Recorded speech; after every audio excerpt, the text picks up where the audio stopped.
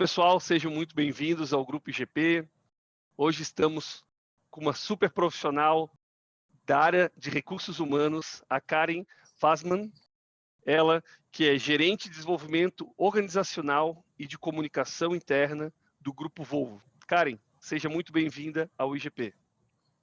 Obrigada, Diogo. Eu que agradeço esse convite, essa participação, e estou curiosa para nosso bate-papo e quero assistir os demais também.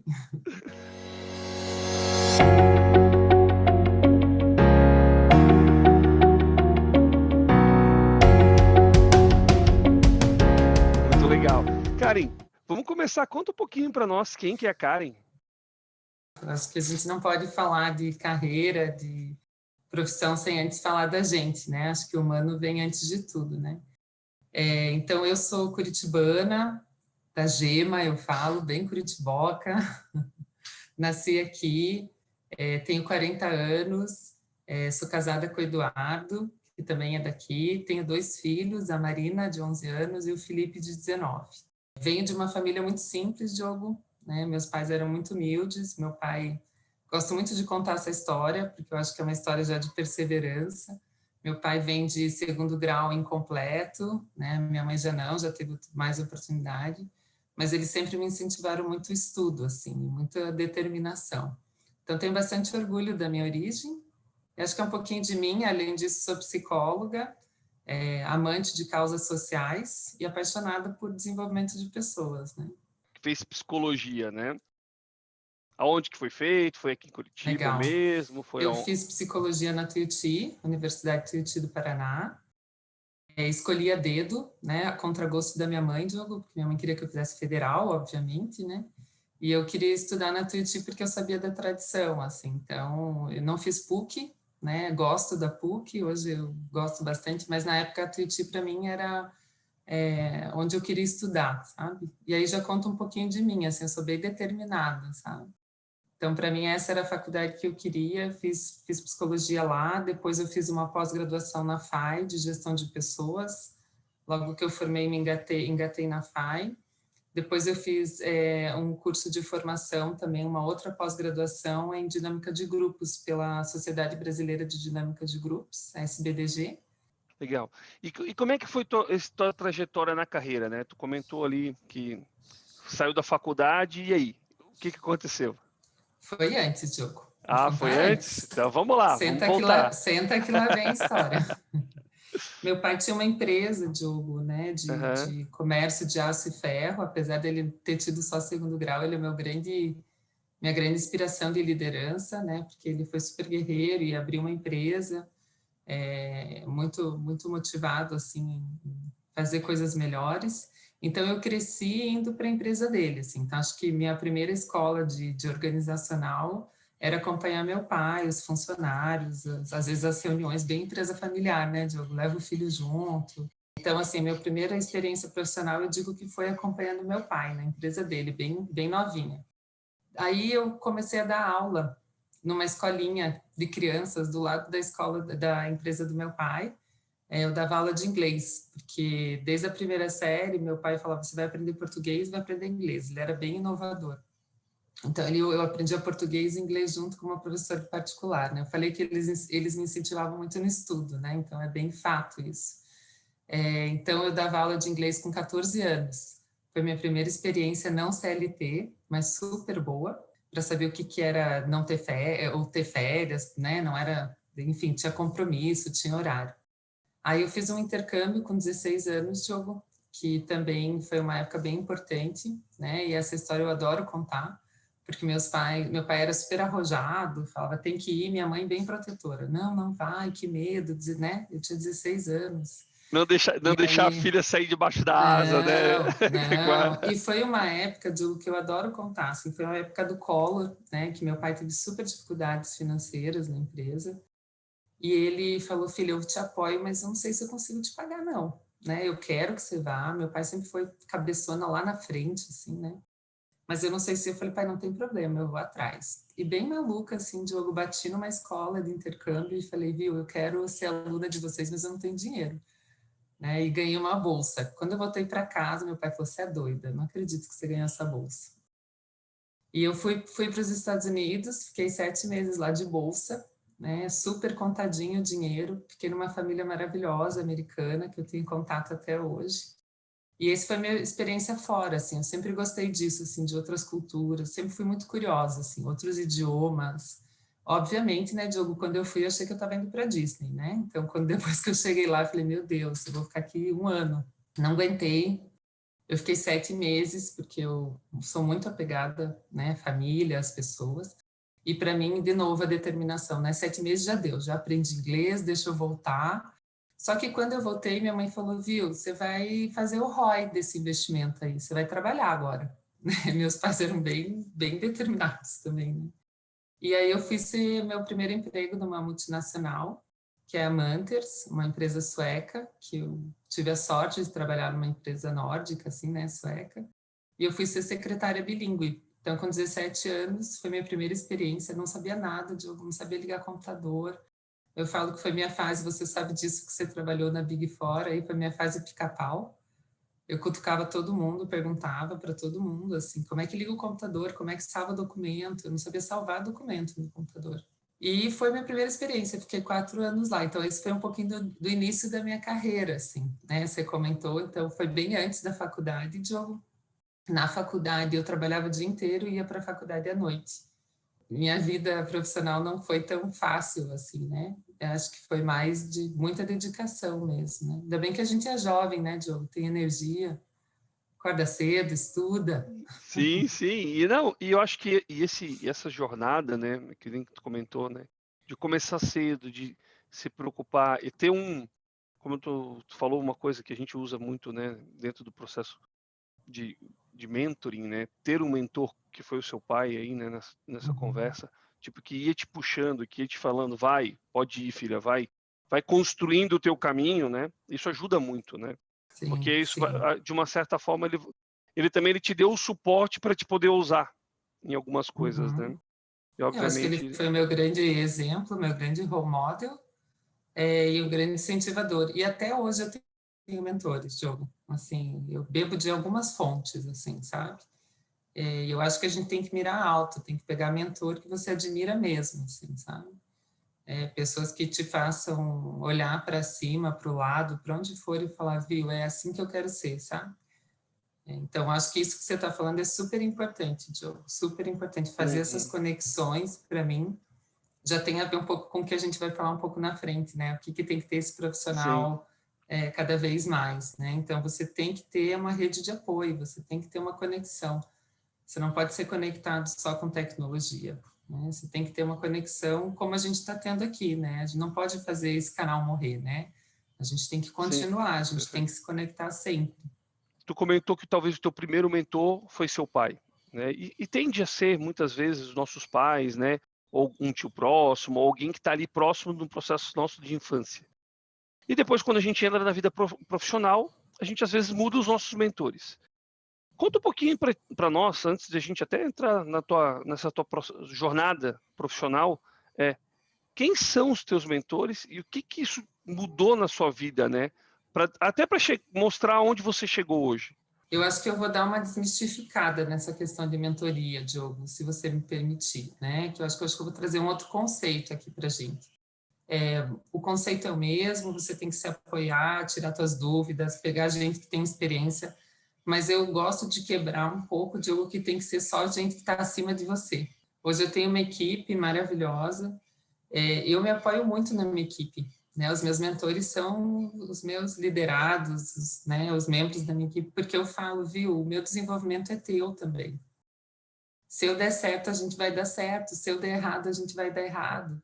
Então, eu super considero quem está abaixo ou perto de mim, não diria nem abaixo, Diogo, perto de mim, né? Eu acho que são pessoas, primeiro assim, se estão na minha equipe é porque eu quero que eles estejam, eles têm bagagem.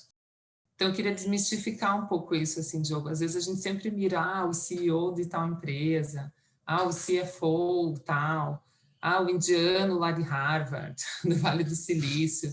Lindo, maravilhoso. Mas eu acho que o primeiro ponto que eu queria desmistificar é que, às vezes, o teu melhor mentor é aquele que mais te conhece, né? Então, às vezes, é a pessoa que está vivendo com você. Eu até brinco, assim, teu marido, tua esposa, teu namorado, teu irmão, né, tua irmã. Então, a gente tem que quebrar um pouco isso, Diogo, sabe? Ir para o 70, 20, 10 e no 70, que é a vida real, assim, viver a realidade, mais do que a teoria. Mas sim, você tem que ter gente que já tenha tido chão. Então, acho que são pessoas... É legal ter um mix, Diogo. Alguém que te conheça bem para te dar feedbacks reais, alguém que esteja acima de você porque já passou por uma trajetória que você não passou ainda, então tem quilometragem que você não rodou, tem experiência naquilo que você não tem, por isso que a mentoria, você vai beber de uma fonte que vai te ajudar. E gosto muito também que a gente se provoque a olhar algumas pessoas para não fazer igual. Então, você olhar alguns e falar, viu, assim eu não quero ser. Né? Então, é uma mentoria diferente, né? Aprender Você, às com os vezes, erros, né, Karen? aprender Aprender com com os os erros, erros, né? né? Então, não só julgar, você pode até olhar aquilo e falar, viu, aquele executivo, aquela executiva fez aquilo, achei horrível. Ok, então olha aquilo e não faça igual. Eu tenho mentoring estruturado e tenho mentoring de dia a dia, Diogo. Tem gente que eu ligo e falo, viu, eu quero ouvir tua opinião. E tenho mentoring estruturado, faço uma vez por mês um mentoring com um ex-presidente de uma empresa que eu trabalhei. Que hoje é um super amigo meu, ele também faz comigo, e é isso que eu acho bonito, assim, essa troca, né? Gosto muito de fazer mentoring, eu gosto de fazer mentoring com as pessoas, hoje eu tenho mentoring para falar de maternidade e carreira, então, que é uma coisa que eu sou apaixonada também. Então, eu queria só desmistificar, sabe, Diogo, que a gente trabalhasse esse conceito mais amplo, porque às vezes a gente tem um modelo só, né? E eu acho que às vezes o teu mentoring mais rico está do teu lado, sabe? São as pessoas que mais te conhecem e que a gente menos ouve, né, Diogo? E super conectado, Karen, porque a gente comenta muito, né? É claro que a figura profissional, ela vai te guiar, ou talvez uma pessoa mais sênior, ela vai te guiar pelos caminhos que ela traçou, né, na jornada. E nem sempre a jornada dela vai ser a sua jornada. É óbvio que isso ajuda no quê? No posicionamento, da gente entender onde estão os principais riscos do processo, contar um pouco, né, daquilo que tu comentou sobre a trajetória, um pouco sobre o que fez que deu certo, o que fez que deu errado. Tudo isso vai ajudando. Mas eu gosto muito desse ponto que tu trouxe, que é a pessoa que está próxima, né? Porque a pessoa que está próxima, às vezes, ela vai te dar aquele chacoalhão, que é o que a gente precisa para tomar a ação. Porque muitas vezes o que a gente vê, infelizmente, são profissionais que leem milhares de livros, estudam milhares de coisas e botam poucas coisas na prática. Então, ter esse chacoalhaço de levantar, ó, agora vai, toma coragem e vai para ação, isso também é o que faz mudar, né? E fazer com que a carreira profissional das pessoas possa se desenvolver. Eu queria voltar um pouquinho, para a gente não perder a tua história. Conta para nós, e aí, o que aconteceu depois do processo de secretariado bilíngue? Para onde que a Karen foi? Diogo, você tem que me guiar mesmo, porque eu sou tagarela, eu vou. Então, o que aconteceu, Diogo? Depois que eu entrei nessa multinacional, eu já estava com 17 anos, eu entrei na minha faculdade, minha primeira faculdade, eu já sabia, lembra da determinação, já sabia que eu queria ser psicóloga, tinha um sonho, e ainda tenho, de ser psicóloga clínica, mas logo que eu fui fazendo a minha formação, eu me achava muito, muito crua para atender pessoas, né? Como é que eu vou atender uma pessoa num consultório, eu nunca, sobre um problema no matrimônio, no casamento, e eu não sou casada?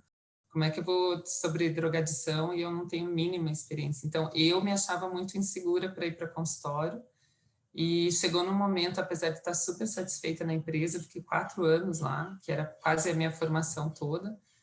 Eu estava indo para o meu último ano de psicologia, eu preciso sair, né? Preciso sair do quentinho, que acho que é a primeira experiência do sair do quente, e teve uma espécie de PDV na época, programa de demissão voluntária, e eu levantei a mão, mas eu levantei a mão chorando, assim, porque eu adorava a empresa, né?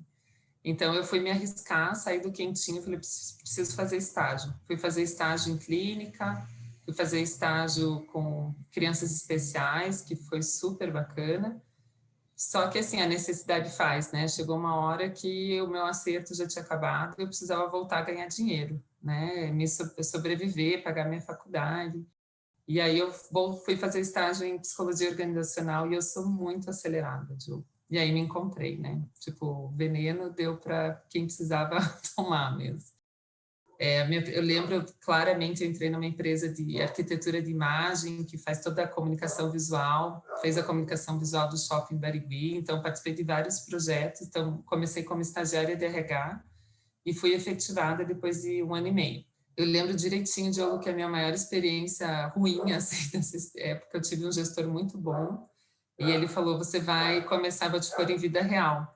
E ele me colocou fazer um desligamento, gente. Eu falava, não vou, eu faço tudo, eu limpo o chão, passo café, mas desligar uma pessoa eu não vou. E eu acho que esse é um grande aprendizado, assim, você consegue, hoje, sim, participo de desligamentos, acho que é muito a forma como você faz.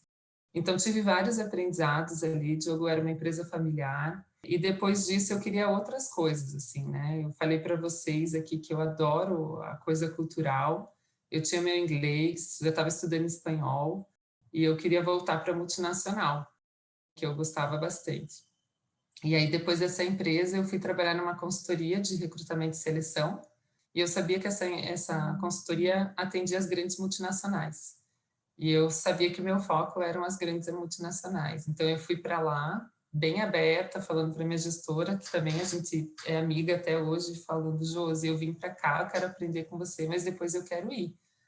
E foi o que aconteceu. Eu fiquei uns 3 anos nessa consultoria, e depois eu recebi um convite para um processo seletivo da Nissan. A Renault Nissan, hoje, Renault Nissan Mitsubishi, eu fui trabalhar na Nissan. Então, eu já contratava pela consultoria para essas empresas, para a Volvo, para a Nissan, para a Renault, mas aí eu fui trabalhar lá dentro, que também foi minha grande escola. Então, eu fui ser analista de RH generalista na Nissan. Trabalhar com a cultura japonesa, que foi encantadora, processo, horário certinho, muito respeito. Nossa, foi incrível. E isso me encanta muito, Diogo, essa curiosidade multicultural, assim, é uma coisa que eu sou apaixonada, assim. E aí, nessa experiência, eu peguei a área generalista, eu fazia treinamento, recrutamento, controle de headcount, expatriação, a empresa era muito pequena, eu peguei a lista começando aqui no Paraná, adorei, né? Eu brinco, eu tenho carro da Nissan até hoje, sou apaixonada pela marca, né? Acho a empresa incrível. Enfim, foi minha primeira grande escola automotiva. Depois disso, eu fiquei uns 2 anos e meio na Nissan também e recebi um convite para participar de um processo seletivo. Isso acho que é bem legal enfatizar aqui, Diogo, esses convites eles vieram de networking. Então, eu sempre me joguei em grupos vai falar Muito sobre legal. RH. Eu levantava a mão, posso participar? Vai falar, eu nem cuidava direito de expatriado, tem um grupo de expatriado. Falei, eu quero participar, eu queria muito aprender com as pessoas, assim. Mas não é automotivo, não interessa, é varejo, eu quero estar junto, enfim. Então, eu sempre participei muito de grupos, mas que para mim é muito interessante, assim, você investir teu tempo em coisas extras, não só no teu trabalho, né? Legal que tu trouxe a questão do networking, né? Porque a gente fala muito sobre networking, o papel do networking nesse processo de desenvolvimento de carreira, desenvolvimento humano. E pelo que tu está me contando aqui, as tuas movimentações, elas vieram disso, né? A partir do momento de que tu vai fazendo tuas relações, vai construindo teus laços de networking, isso foi te permitindo galgar novos steps, né? E aí, quando tu sai da Nissan, aí tu já entra na Volvo ou teve algum step? Não, Ainda mas não. acho que é só um passo antes, Diogo, que acho que é legal. Foi tudo network, mas nada foi assim, a vaga é tua.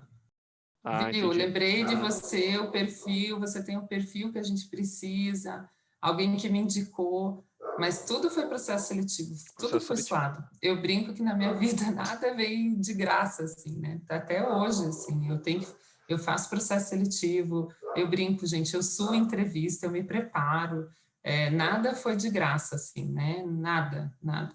Então, foram indicações maravilhosas desse resultado de networking, eu acho que esse é um processo de reconhecimento muito bom, né, Diogo, quando alguém fala, eu vi uma vaga e você nem estava sabendo, e é tua cara, Diogo, vai lá e se joga, né? Então, isso sim, eu tive esses presentes, essas cutucadas, essas indicações, mas eu tive que ralar, assim, tipo, me preparar para a entrevista, estudar a empresa, que eu acho que é ótimo, porque para mim todo o processo seletivo é de muito desenvolvimento, né? Você se questiona, você fica inseguro, você estuda, se prepara.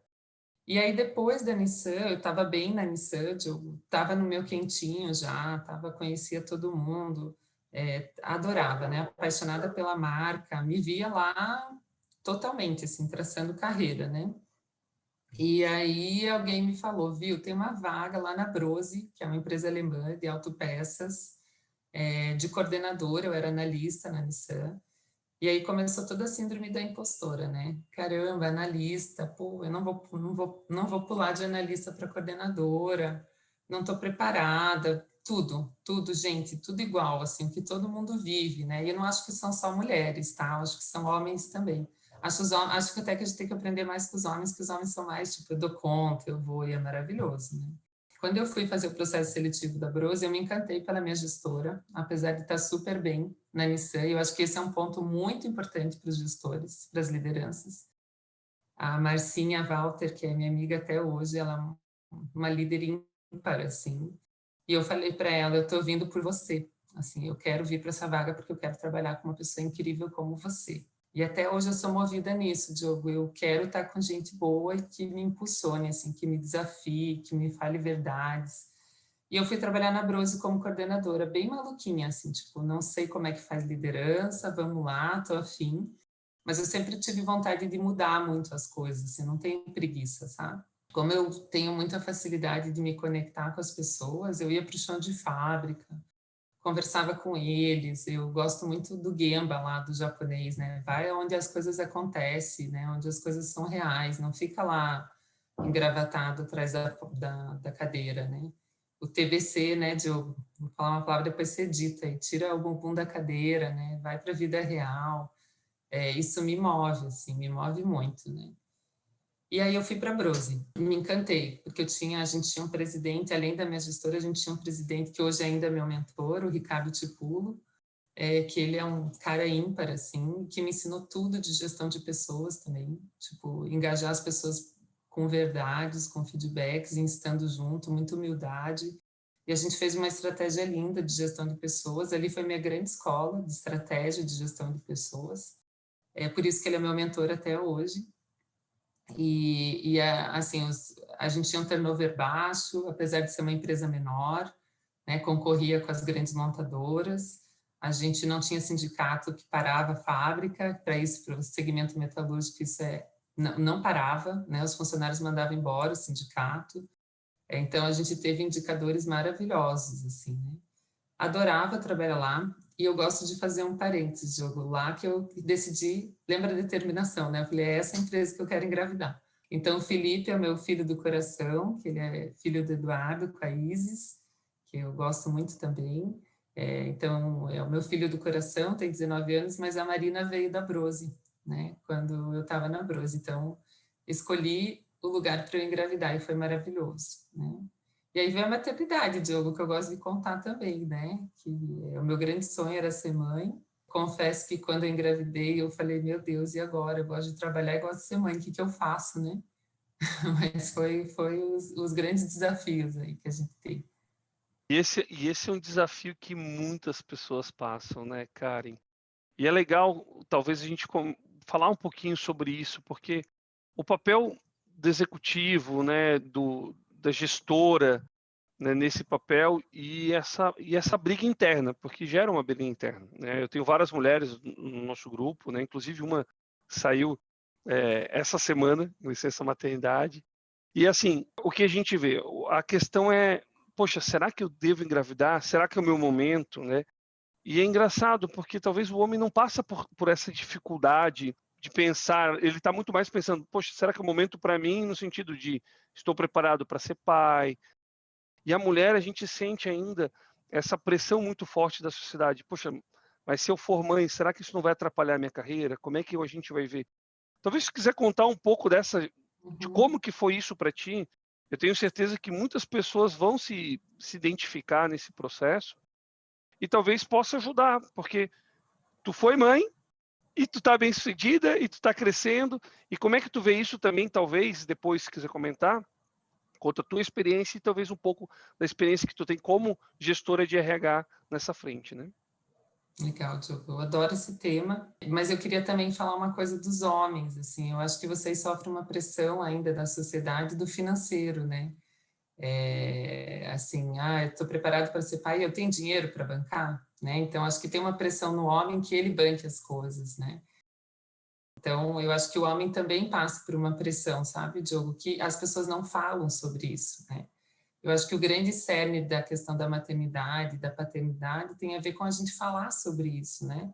Porque pega para o homem também, né? Tipo, eu também quero minha hora de lazer, eu também quero não ter tanta pressão na minha cabeça, né? É real isso, né? É fato isso, né? Mas eu, assim, o sonho da minha vida era ter a Marina. Eu escolhi a Brose. Eu sempre escolhi as coisas, assim, né? Eu sempre planejei, assim, tipo, eu quero entrar nessa empresa, aí eu quero ter minha casa, eu quero ter isso, né? Tinha meu marido me acompanhando, me apoiando nisso totalmente também.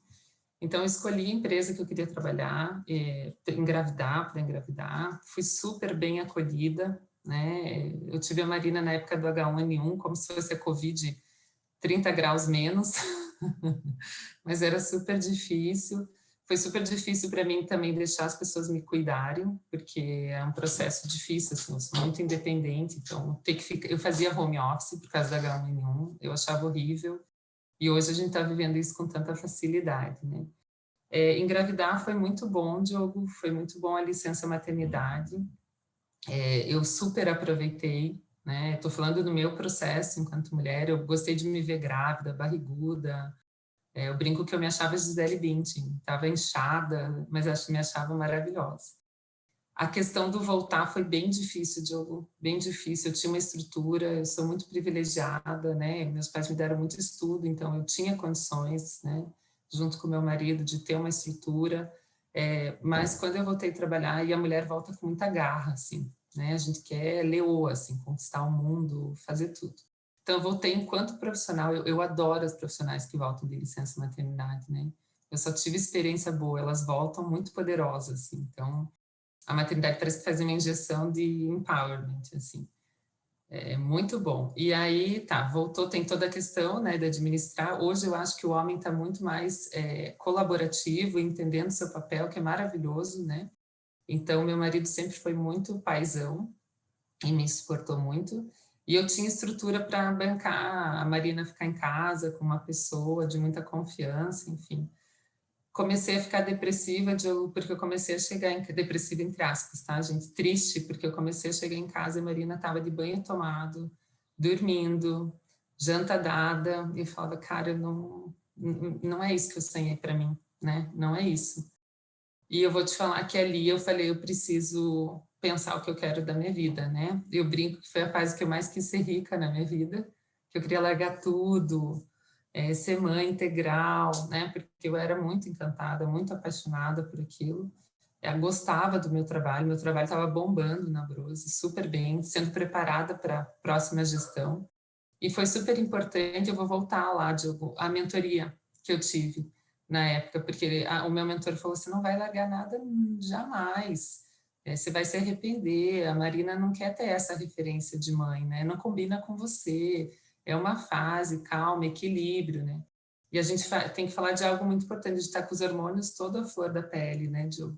Então a gente fica muito intenso, né? A gente fica polarizado, quero muito isso ou não quero muito aquilo. Então, é muito importante um grupo de apoio mesmo. Eu tinha meu marido, tinha meus pais, tinha esse mentor. E, de novo, Diogo, tudo exponencial, né? Feliz demais, carreira demais, e equilibrar isso é muito difícil.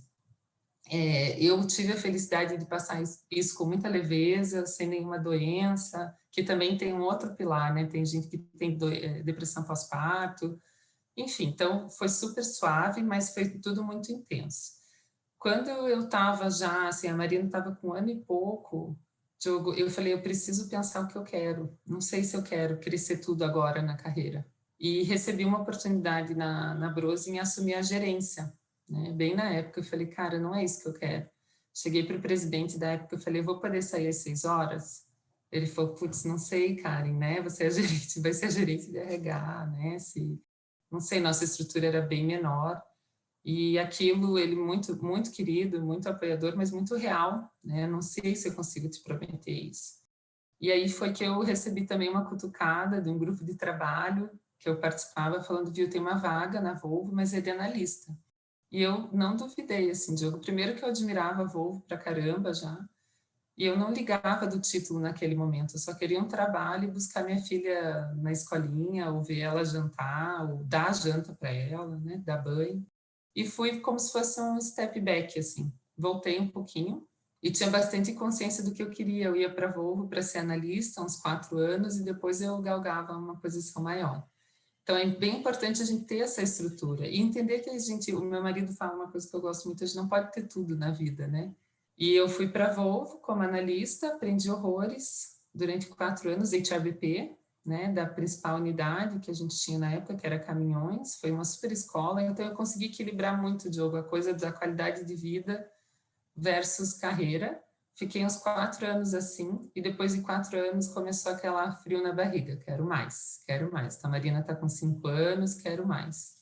E foi aí que eu fiz, acho que o maior passo da minha carreira até então, que eu saí da área de RH e me candidatei numa vaga de varejo da área comercial para ser gestora de treinamento da rede de concessionárias. Então, fui assumir uma área que eu não conhecia nada, de assim, rede de concessionárias, mal ia, né? Então, saí da minha bolha de RH e saí da minha bolha assim, de analista ali, né? Fui já para, de novo, ter uma gestão, que é uma coisa que eu amo, assim, desenvolver as pessoas, estar junto, ajudar, enfim, influenciar. E aí fui para essa área de desenvolvimento de concessionários, responder para um diretor comercial, outra pegada, né, gente? Outra pegada. Peguei minha malinha, fiz os combinados em casa, com meu marido, com a minha mãe, tinha que ter uma estrutura, né? E fui viajar, conhecer as concessionárias, assim, de cabo a rabo, né? Eu brinco que foi meu ano viajante, de maleira viajante, assim. E foi eu gosto muito desses MBAs de vida, assim, Diogo, mais do que sala. Gosto de sala, gosto de desenvolvimento, mas para mim um bom livro e uma boa experiência que você se jogue nessas experiências é muito importante, né? Então, fui para essa experiência também e saí do RH, eu confesso que foi bem desafiadora, assim.